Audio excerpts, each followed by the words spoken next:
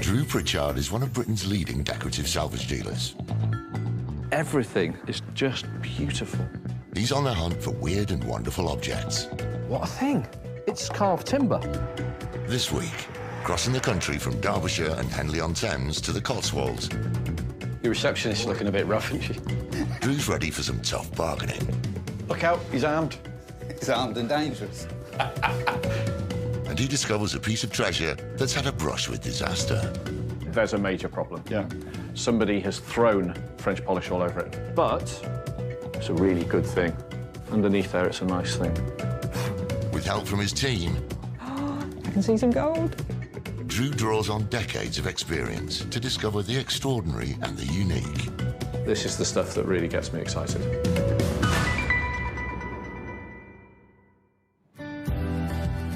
Sometimes the best items are not to be found in showrooms or storerooms. Instead, they're tucked away in dealers' homes, which is exactly where Drew puts all the objects he can't bear to part with. So when Drew's offered an invitation to a fellow dealer's home, he never says no. Dealers tend to keep the best things at home. They do. They just do. That's why I love to go to my mate's dealer's houses and you go, look at that. He goes, oh, yeah, not for sale. And that's sort of like mine. If something ends up at my house, it generally means I'm keeping it for a long time. Sometimes you go to dealers' houses because everything's for sale, but you still got to walk in with your eyes open. Drew and T are fortunate to start their buying trip with an invitation to a dealership in a private home 180 miles southeast of Conwy. Today we are off to Chipping Campden in the loveliness of the Cotswolds, and we're off to meet Robert and Rachel, who are fairly new dealers. They run Kendall House Antiques, and it's from their house. Oh, right. Yeah. Do you know I love the Cotswolds, like ridiculously. I just love everything about it. I think you love the Cotswolds in the same way as I love the M6 toll. You love the M6 toll? Oh, if it's possible to love a motorway, yeah. Do you? Yeah. Why do you love the M6 toll? Because people drive properly on it. People don't sit in the middle lane, they don't sit in the outside lane. So I've got an outstanding area of natural beauty, and you've got a motorway. Yep. Well, the M6 toll might go through an area that used to be an area of outstanding beauty. Originally a new town, created in the late 12th century, Chipping Campden was granted a market charter, earning it the name Chipping, which means market in Old English. It became an important centre in the medieval wool trade, allowing the wealthy inhabitants to build beautiful houses from the local Cotswold stone. In later centuries, many medieval cottages received a makeover, and behind some of the Georgian facades lie much older medieval half-timbered structures. Located on the high street in an 18th century house, Kendall House Antiques is run by partners Robert Chinnery and Rachel Jones. We opened the business about 10 weeks ago, so it's all very new and exciting and enjoying what we're doing. We started the business later on in life, so we had a bit of catch-up to do, but I'm sure we've bought some nice things that people will like. And we buy them for ourselves as well, so if ever we bought some and it never sold, we'd be very happy. Well, we are looking forward to Drew and T coming today.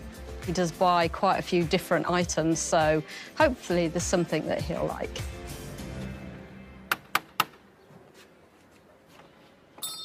Hello, Robert. Hello. That's it. Drew, how you doing? Hello. Hello, Rachel. How are we? Nice to meet you. Nice to meet you.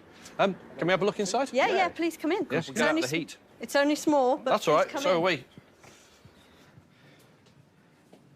Wow, lovely. Yeah, Nice. thank you. This is fab. It's not what I expected at all.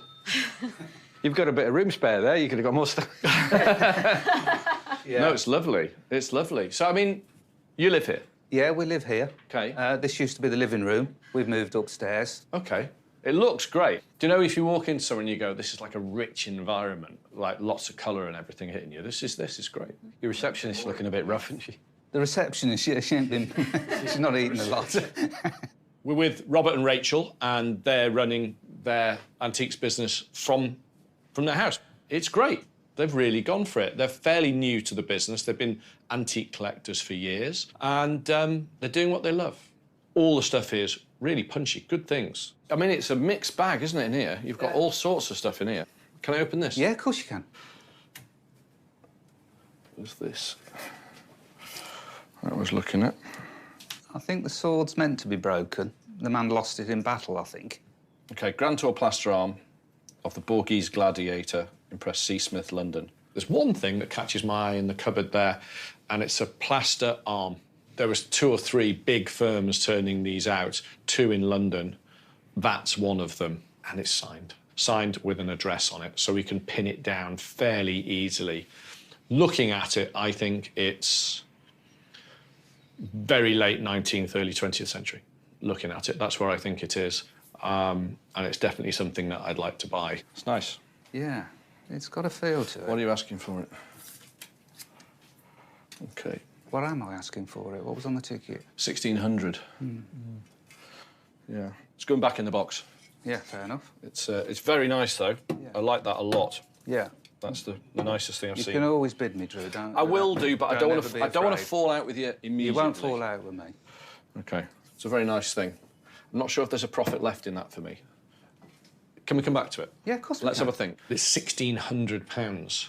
That's a bit more than I think I can get for it, but it's a nice one. So I don't want to go both feet in straight away and start cutting him in half and lopping bits off this, that and the other. I want to give myself time to think and just go through and see if there's any other bits I can sort of put together, maybe. I don't know. But right now, it doesn't feel right just to jump in straight away and start giving prices. We'll just wait. So you've always bought antiques for yourself? Yes. Yeah? Yeah, can't buy anything new. It's Yep. the best form of recycling. We can't have a new item. Because we buy the stuff for ourselves, really, We don't do, we? yeah. It's the best thing you can possibly do. OK, can we have a look? There's more through here, yeah? Go through. After you. It's very smart in here. Yeah, it's lovely. I'm glad you like it. No, it's nice. OK. So you used to live in this bit? Yeah, downstairs, yeah. This Mind is... if I ever sit down? Yeah, not at all, am we? Yeah. It's nice. I can see your sort of taste. You like good things. Yeah. That people have spent time and effort on, and they've got a bit of heart. Which bits do you pick? Do you do it jointly between you? I like the arts and crafts. Do you? Yeah, Ah, okay. which, funnily enough, we've sold more of since we've been open Just saying. than anything else. You're just saying, are you? Just letting you know, Just right? letting you All know, right, yes. I'm selling more But than you are. normally Rob does all the buying. I like your little cards. So, circa 1850, English country house tabletop cabinet mahogany with inset bone plaque. What does it say on the top? I can't see from here. Bills and letters. Funny surname. The best thing on this that I really like is the paper labels. Yeah. I really like that. Another thing I'm looking at is this wonderful country house tabletop mailbox. So remember before emails existed, you'd write letters, even I remember this, and you'd post them out. So if you were running a very large country house or a business, you wrote a lot of letters. And that is a box where you would put your letters and you'd lock it up when you were finished with them. This useful mahogany letterbox and organiser was probably made on a busy country estate in the early 1800s. They used a variety of hinges and locks which were repurposed from other pieces of furniture to make this bespoke item that could be worth up to £600. This one, you've got £650 on it. What can you do? I know where I'd like to be. I'd be happy to pay £400 for it. Yeah. You'd have to be 450. I couldn't do it any better than that. OK. Needs to be no questions asked, nothing to do. Nothing at all. On the money. Yes, all right, fine. Yeah, I can make a little money. Thank you. OK, I can make a little bit of money on that one. This one's lovely because the more you look at it, the more it tells you. So it's got a lock on it, so you'd put private things in there. It's got a handle on top, so you could carry it around with you as well. And what really gives it that value is that wonderful piece of bone on the top with the letters etched into the top there and dyed with some ink. It'll sell well, put a little bit of profit on it, move it on. The plaster arm. Oh, right, yeah. How negotiable is that? Because it's a lot at the minute. Yeah, It's more than I could get for it. OK. Do you want to go and have another look at it? And, Yeah, or I can bring it through, whichever you prefer. Yeah, we'll bring it through, and I'll... I'll go and get it. I'll go and get it. Yeah, Let me go and OK. get it. Yeah. Desperately trying not to trip. Look out, he's armed.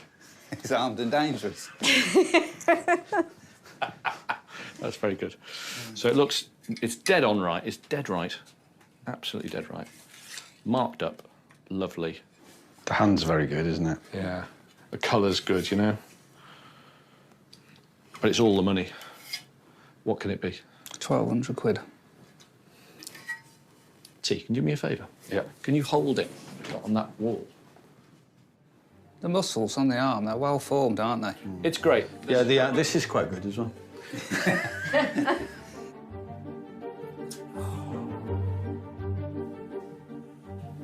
Will £1,000 buy it? No, sorry. I'd love to sell it for £1,000, but it owes a tad more than that.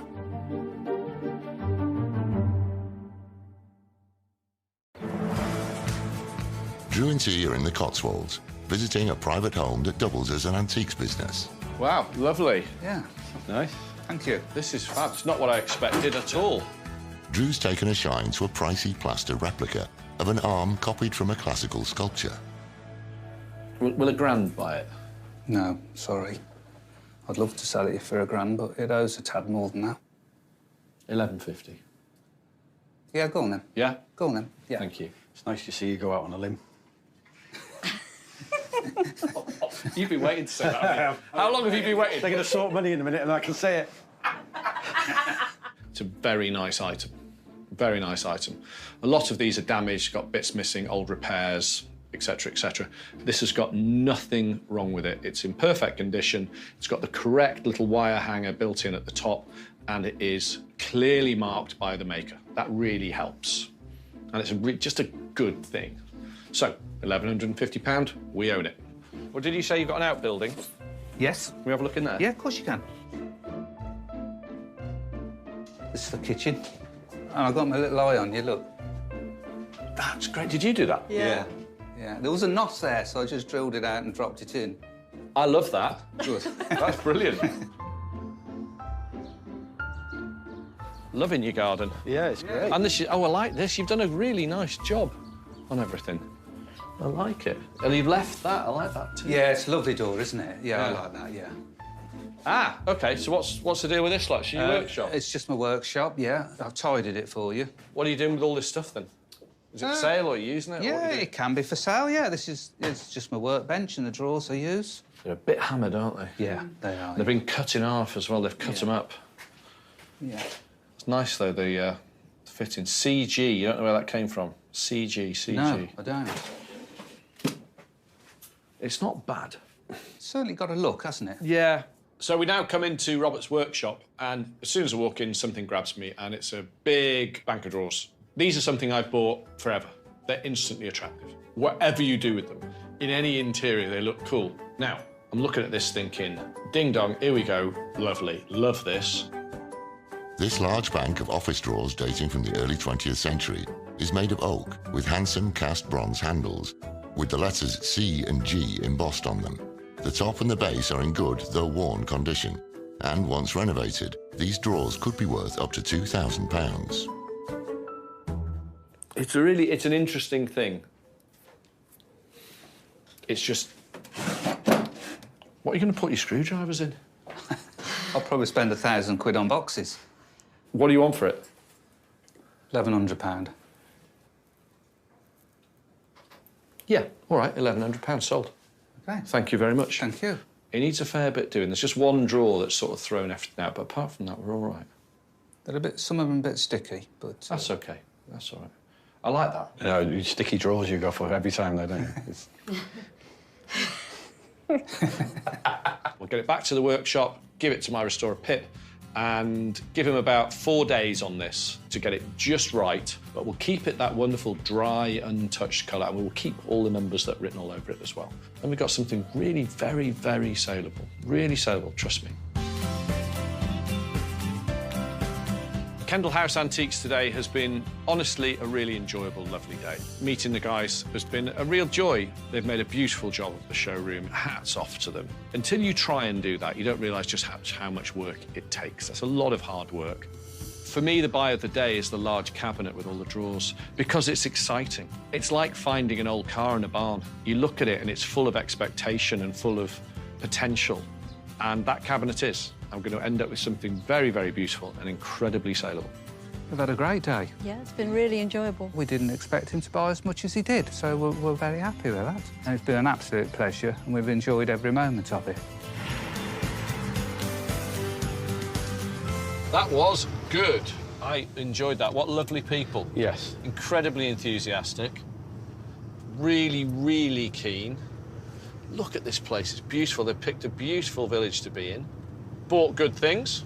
The Arm, really nice. There's not a lot of money in the Arm. Did you check? Yeah. But we should sell it handy. Yeah. That big oak cabinet. What did you do with all this stuff you tipped down? He got lots of cardboard boxes. He was very organised till we bought that. We made a mess of his shed. Yes. It's not the first time. Intrigued by the mystery of Drew's disembodied plaster arm, which seems to evoke a virile, muscly hero of ancient Greece, Rebecca is off to a surprising location to find out more. I love a bit of detective work, and this arm that Drew's bought from Kendall Antiques has really fired up my imagination. It's just so beautiful and decorative. I mean, over the years, we've had many reimaginings of whole sculptures. So to research a fragment is quite difficult, and that's why I've come all the way to Whitby. Rebecca's research has revealed a complete replica of this ancient Greek sculpture may be found. Danny. Hello. Welcome to Whitby. She's enlisted the help of Danny Hardman from English Heritage. What a view. It's gorgeous, isn't it? But there's something over here that I want to show you as well. So here it is. It's stunning, actually. It is, isn't it? Well, I think this could be our chap, actually. I mean, look at the way he's holding that broken sword. Because if I show you my pictures, you will see there is I see. arm. We've got the vein element, clutching. Yeah. It looks doesn't it? Very, very similar. Yes, It's the vein that does it. It's the vein that's in the exact same place. Yes. So, what can you tell me about this chap? Well, this is Whitby's Borghese Gladiator, and it's a sort of a copy of a copy. Well, the original dates back to about 100 BC, and it was found in what is today Turkey, but would have been ancient Greece. And it sort of moved around Europe quite a lot as sort of armies came in, stole it, moved it on. And then in about the 1600s, it ended up in a villa in Rome called the Villa Borghese, which is where it now gets its name from. And it was actually Camillo Borghese who sold it to the brother-in-law, who was Napoleon Bonaparte, who you might have heard of. I have. He picked it up, boxed it up, moved it back to Paris and put it in the Louvre, where it still is today.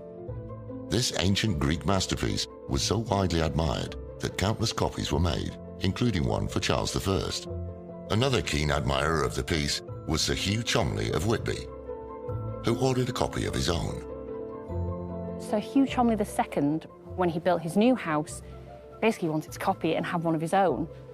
And sort of, oh, look how wonderful. Oh, I happen to have one of these as well. You've got one of these, I've got one of these. Aren't we so cultured? So that's how he ended up here. I'm just a fountain of knowledge now, and very enthused by seeing this chap in the flesh with both arms. With both arms, yeah. Yep.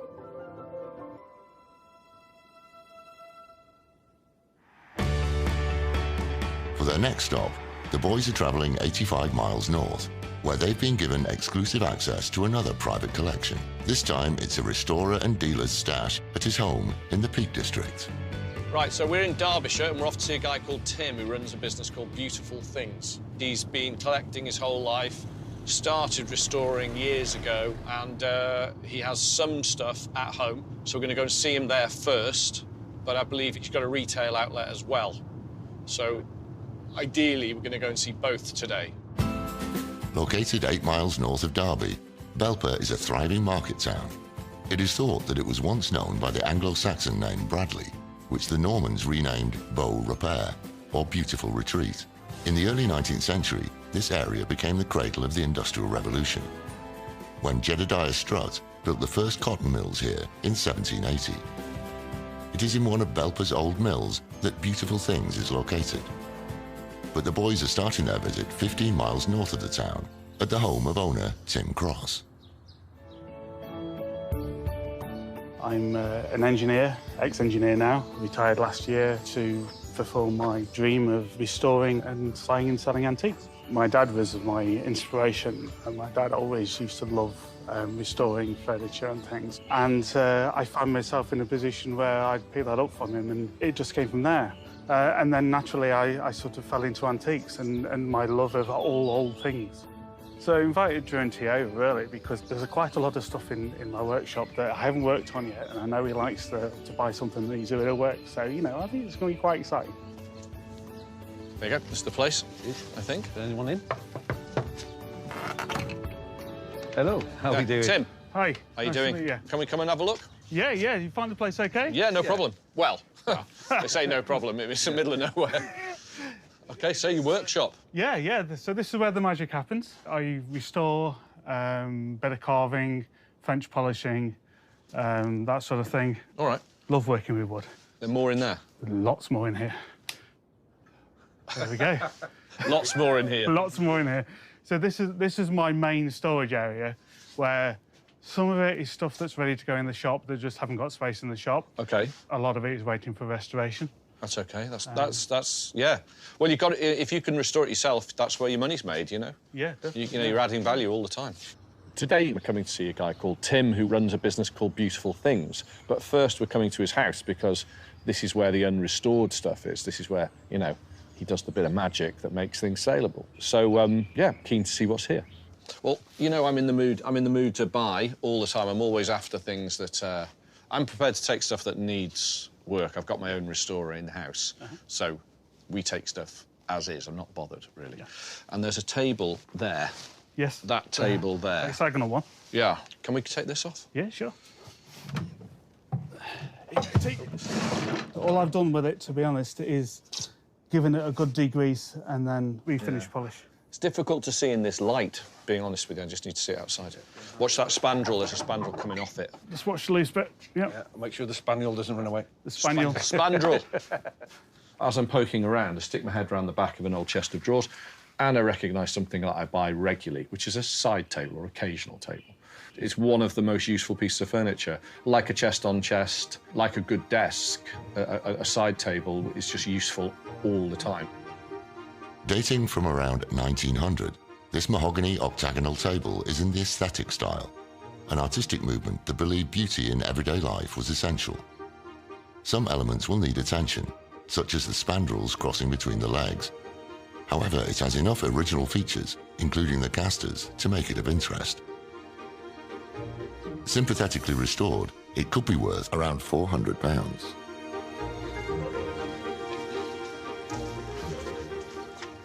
OK. What do you want for it? I'll let you have that for 150. There's work to be done there, yeah. I'm afraid. It's too much money. Make me an offer.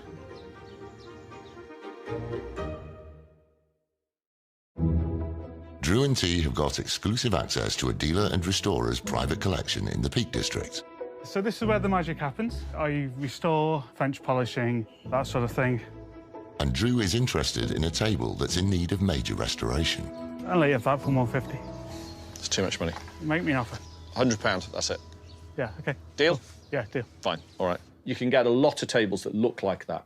And some of them are sort of £1,500, £2,500. And they look very similar, but the quality's better. You get that look, but without the big bucks. But you don't get the quality either. It's going to have to be repainted. It's going to have to be sanded and then polished, waxed. And there's some other bits that need doing to it. $395. So it's not a massive profit in there. That's why you've got to buy those cheap. Got to buy them cheap, because there just isn't enough money in that one. After loading the table on the van, Drew and T head down to Belper to visit Tim's showroom in an old corn mill. So is it all of the building? So it's just one floor on the first floor at the back. OK. So we have quite a big area. Big building. Yeah, 4 stories. Right, so this is yours then? This is Beautiful Things. Oh, you got quite a large place. Yeah. Yes. Quite a large bit. How long have you been here? 2 years. 2 Oh, years well, it's working then, isn't it? If you've been here for 2 years, it's working. Yeah, I mean, making as much as I was as an employed person. Really? So, yeah. So Tim has now brought us down to his retail unit, which is in Derwent Mill Antique Centre. It's very well laid out, colourful, lots of lighting, stained glass windows, decoration, all sorts of stuff. I really like this. Oh, now. Tell me about this. It's Murano. I call it the candy vase. I happen to really love that as well. It's just the way it catches the light, you know, the fun of it being candy So it striped. reminds me of Dr. Seuss' Cat in the Hat. Yes. It's what he'd have at home. It's what Dr. Seuss's flower vase. One thing immediately catches my eye, and surprise, surprise, it's a piece of red glass, as usual. This one is a Murano tall stemmed vase with a flash of opaline glass across the surface, particularly nicely turned. Probably, looking at it, late 40s, early 50s. Good quality, no chips, no nibbles, no repairs, no cracks. Nice, very nice. The tiny Venetian island of Murano was established as a bastion of glassmaking from the 13th century. Its isolated location meant that the secrets of the industry could be kept hidden, and the risk of fire from constant burning furnaces was kept to a minimum. In the 20th century, the Murano glassmakers embraced innovative new designs. This tall red and white striped vase was handcrafted in the mid-20th century. It could be worth up to £300. How much have you got on it? 95? Yep. How much would you take for that today? I'll let you hope for 75. That's very good of you. I'll take that, thank you. Fantastic. That's rather lovely. I really like that. I really, really like that. That's fab. 95, Tim knocks it down to me at 75. Happy days. Buy that all day long for that. It's just got it. It has it all because it's a piece that will stand alone. You can put a plant in it if you want, but you really don't have to. It's great looking, whatever you do with it. Can we have a look around the rest of the mill while we're here? Yeah. Is that all right? Because there are any more dealers here? Yeah, there's 38 of us in total. Right, OK. Well, that's going to take some time, isn't it? Yes. I knew it was an antique centre, but I didn't realise it was this big. So what have we got here? So this is John. He's my neighbour. John, hiya. How you doing? Hiya, how are you doing? All right. Can we have a quick look around? Help yourself. So, very traditional. Yeah. Have you got more space through More here? space through there. Have a look through there as well. The door. Yeah, sure. Oh, good room. It's almost like a cathedral sort of style roof. I do love these things. I mean, they were turned out by the tens of thousands, but I just really like them. Pair of Coromandel elephant book ends, circa 1960. They're all right. It's just checking for damage and missing, and then obviously you don't want real ivory, which they're not. No. Which is great. One's wood, one's bone. Yeah. As far as I remember, there's no damage or anything like that, no. Surprise, surprise, spot a couple of elephant bookends. They're in beautiful condition. They've not been messed around with too much. You know, I like them. I've always bought them. I've got this thing about buying things with elephants on.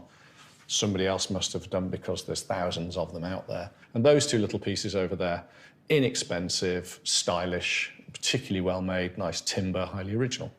Everything you want, really, in a piece. Yeah, got all the toenails, all their eyes. You got 150 on them. What can you do, if anything? You don't have to give me any. You don't have to give us money off. You know that, don't you? No, I'd like you to. You don't have to. Yeah. To you, it could be 125. Yes. Thank you. Yeah, we'll have those. Marvellous.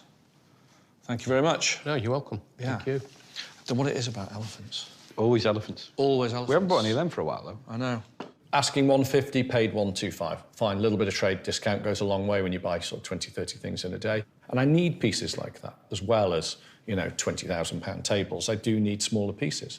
You know, if you can't afford one of the really top bits, you can have these, and there's nothing wrong with them. The quality is still there. It's like a sort of gateway drug into the antiques world. Today we came out to see Tim, but ended up in an antique centre. I mean, you can plan all you like in the antiques business. Say, right, today I'm going to drive to there and I am going to buy this. Not going to happen. Not going to happen. You can drive there, but you'll probably not buy the thing you thought you were going to buy. This stuff does not appear by magic. You have to go and look for it. But it's worth it when you find that wonderful thing. Spending the day with Joe and T today has been fantastic. You know, learning from one of the masters of the business, it's been amazing. And yeah, I hope he comes back again. Well, there you go. That was all right, wasn't it? Very good. So we bought a vase from Italy, 2 elephants from the East. Yeah, I mean, strange, odd, Yes. different. From a lovely town in Derbyshire. Yeah, from a mill in Derbyshire. Yeah, and then meeting Tim, obviously going to his house. I mean, we got one table, more of an icebreaker, really. You know, it's sort of, you know, it's not the best table in the world and it needs work, but for 100 quid, it does two things. It keeps my restorer employed for a day and it gives us a little bit of profit. For their final peek behind the scenes into a dealer's secret stash, the boys have been invited 130 miles further south, to Henley-on-Thames in Oxfordshire. We're on our way to Nick Huff Robbins, and he's a dealer who has recently closed his shop, and I think he's having a bit of a clear out, a rethink and a restart and a refresh. Anyway, we're on the way to his house, and he's got some storage and barns and whatever, all sorts of stuff at his house that we're going to have a look at. Excellent. With its world-famous rowing regatta and riverside location, Henley-on-Thames is one of the most well-heeled towns in England. First recorded in 1179, Henley became prosperous in the 17th and 18th centuries, and its fine five-arched bridge dates from this time, as do the many Georgian shopfronts on the High Street. A few miles north of town in the Chiltern Hills lies the home of antique dealer Nick Huff Robbins. So I've been dealing for about 4 or 5 years now. I was actually in a completely different industry. I was in oil and gas and just had enough of it, really, and reached a point where I wanted to do something different. I sat down with my wife and we decided to really go for it. We actually opened a shop in Henley, which was a very expensive, I wouldn't call it a mistake, but a very expensive learning. So what I'm trying to do now is I want to be more refined in what we do, more high-end and proper, real, genuine antiques. So hopefully there's stuff in there that's interesting. And it's always an experience, I think, learning from someone else as well. Hello. Hello. Nick. How are you doing? How are we doing? All right, nice to meet you. Come on in. Look forward to this. Ah, right, OK, so you've got some stuff in the house too. We have plenty of stuff in the house. We've got 3 storage units scattered around. Yeah, so, yeah, we can start here and then work our way through. That is literally a foot long, isn't it? That's 2 foot long. That's really nice. That is nice, isn't it? So what's the deal in here? Is anything for sale? Everything's for sale. Basically, we had a shop in Henley. Yeah. We closed that down about 4 or 5 months ago, and then we've sold off a lot of stock. What I'm trying to do now is we started off with, you know, smaller items. Now I'm trying to really refine it and get better quality pieces. So like the chest on chest. Okay. Oyster veneer. Yeah. It's had work done on it, as you can probably see. Yeah. Oh man, has it ever? Yeah. Okay. So how much is this? I've actually put it to a couple of leading auction houses, and I had estimates between 6,000 and 8,000 on it. Yeah, not in that state, it wouldn't. Have they actually seen it in the flesh? No, not in the flesh. No, they've seen pictures. Okay. Yeah. There's a major problem. Yeah. Somebody has thrown French polish all over it. Okay. But interesting. Today I am with dealer Nick Huff Robbins, and we're in his house. Walk through the door, there's a load of nice plaster pieces and carvings and turning, and then I'm struck by a beautiful oyster veneered chest on chest. There's a lot wrong with it, and there's a lot right with it as well. So it's like, I always equate them to cars because it's the easiest way to do it. So say if you've got a Rolls Royce, right? You've got this beautiful Rolls Royce, and it's made beautifully, and they're so elegant and simplistic. And then somebody's gone, do you know what? I don't like the colour. Get me some varnish. Get me some varnish. I'm just going to varnish over the top of it and change the colour. And then I don't like the door handles on this car. Let's get them changed. I don't like the wheels. Let's change the wheels. It's still a Rolls Royce. You've got to wind it back. So the quality's still in there, but there's problems to get over. The oyster veneer on this 300-year-old George I oak chest on chest gets its name from the almost circular end cuts of yew, carefully lined up to create an intriguing decorative effect. It is in need of a great deal of sympathetic restoration, but once complete, it could be worth up to £9,000. So how much is it really? Forget the auction house estimates, they just want to get you through the door. What I'll do really, I'll do it for form. As you'll know, the feet are changed on it as well, the bun feet. Yeah. The original feet would have rotted away. So yeah, it's had the handles changed as well. Oh yeah, you can see, you can see the past. original handle fittings that were in there. You haven't even bothered to put on your scutcheon straight. No, I know. But it's a really good thing. Underneath there, it's a nice thing. Nick's saying, well, it's got to be 4,000 or it's not worth selling. OK, my thing was, as soon as I saw it, I thought 3.2. I don't know why, I just went 3.2. That's what I think that is worth in that current state. Because I'm going to spend a quite staggering 3,000 quid on restoration on that to do it properly. It's got badly done repairs, the escutcheons are wrong, some of the draw linings are wrong, numerous other tiny things all over it, handles change and things like that. Lots and lots of problems. It's got to be right. So what do? Is it worth throwing out a bid to Nick? Yeah. Just to give myself the sort of satisfaction that I go, I tried with it, couldn't get there on the money, walk away, and I'll forget about it. Otherwise, it's going to haunt me. And I can't have that. It'll drive me crazy. This old thing, acres of problems, but it's still attractive. That's what my wife says to me, actually. Yeah.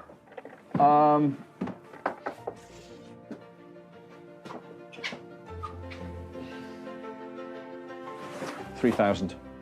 Can't do it. I can't. I know. We've got to start somewhere. Yeah, I know. I'd say, I can tell you what the absolute bottom line would be for me, would be 4. I'm not going to learn that. Can we meet in the middle at 3.5? I can't. Really? No, I can't.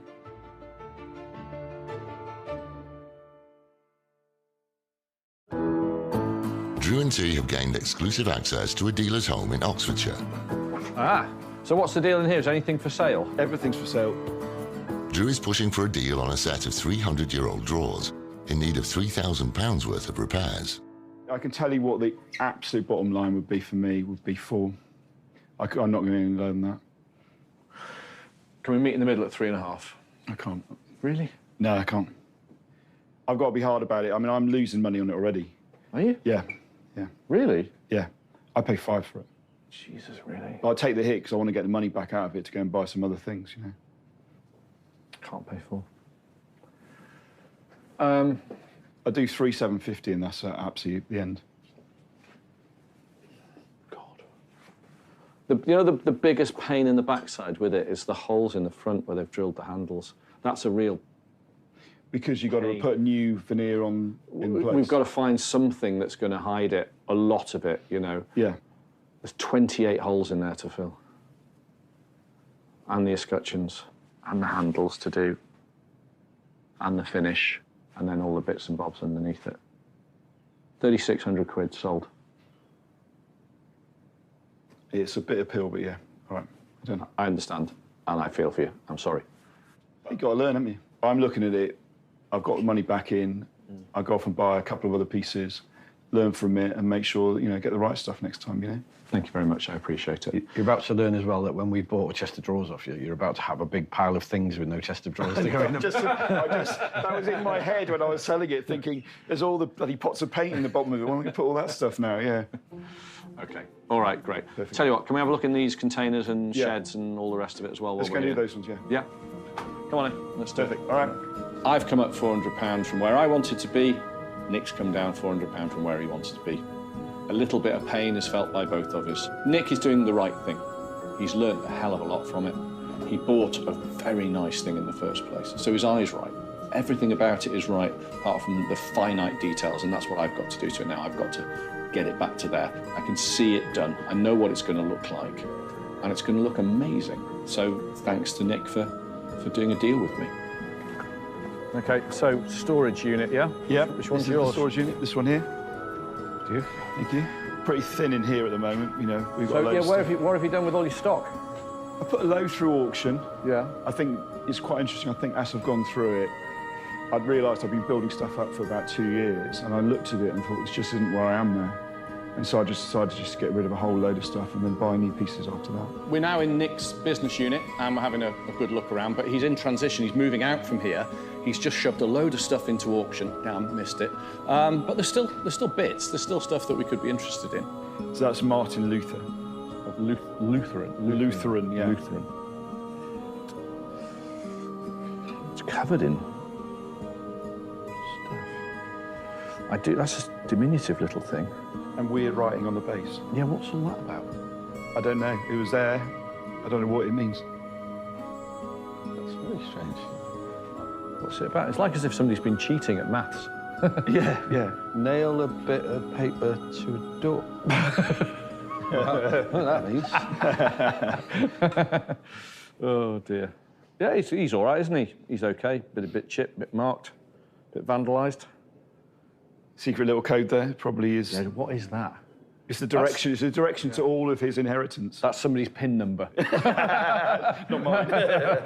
And there's this little bust that catches my eye. It's sort of biscuity coloured. I think it's earthenware, actually. And it's just nice. It's just a really good little piece. It's just interesting and fun. There's a load of numbers written underneath it, and they've been very purposeful. They've been done by different people. They all line up. They're different colours, different pen, different hand. Why have they done? I don't understand. We're never going to know. I'm not going to work it out. I'm no mathematician. Somebody might work it out one day, but I doubt it. The 15th century German theologian and religious reformer, who was the catalyst for the Protestant Reformation across Europe. An intriguing piece made in terracotta with the German word geschützt, or protected, written into the back. It could be worth up to £200. How much is he? 40 quid to you.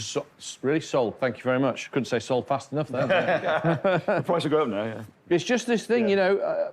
I bought a real couple of ugly old buggers, and they just sell. Yeah. And the more odd looking, the better. But that one, the whole Lutheran thing, will probably sell him. But I actually really like the colour, that biscuit colour. Yeah. I think you're going to get a lot of people trying to work out what the numbers mean as well on the bottom of it, you know. Yeah, it's very odd. Weirdest thing. I love those little male busts. That one at £40, I'll take it. So we've gone from spending nearly £4 to 40 quid, and all the buys have to be the same, whether it's thousands or hundreds or tens. You still have to get it right every single time. So yes, there's a profit in that. And it has to be something that I like. That's all. That's all it's got to be. My day with Nick was good. He's new to the business, but he's brave and he's really interested and he's keen to learn. He takes chances. All the things you've got to be. You've got to just, you know, have a go. You've got to jump in with both feet. Buy of the day clearly is the wonderful chest on chest. It's an exciting project. We will get it as correct as it possibly can be, but with retaining all the patination and the age and the wear and the passage of time on this thing. The big sell today is the chest on chest. It was a bit painful, but I think the way I've got to look at it is I'd rather have the money back into what I'm doing to be able to go off and buy other pieces than to sit on something for a long period of time. And it is tough, but you've just got to take it on the chin and, you know, accept it and move on. Learn from it is the most important part. OK, well, that was interesting. Yes, the chest. Yeah. I can only pay for something what it's worth to me. The fact that he made a loss on it is unfortunate, but he knows he paid too much. I feel a bit bad, but that's business, you know, and it's just, you know, he could always have said no. That's the reality, but as he said to me, he said, I want to spin the money into something else. So then we bought the little bust, which I like. Interesting thing, an interesting day. Nice guy, and he's in the middle of doing huge changes with his business, isn't he? Yes. Massive changes. So good luck to him. Getting access to dealers' private collections has proven extremely successful for Drew, and he has no doubt what the standout item was. Buy of the week got to be the oyster veneer chest on chest. Originally applied oyster veneer as well. It was in the workshop for a very, very long time. But we got it right, and we've sold it. And it is now just about arriving in California.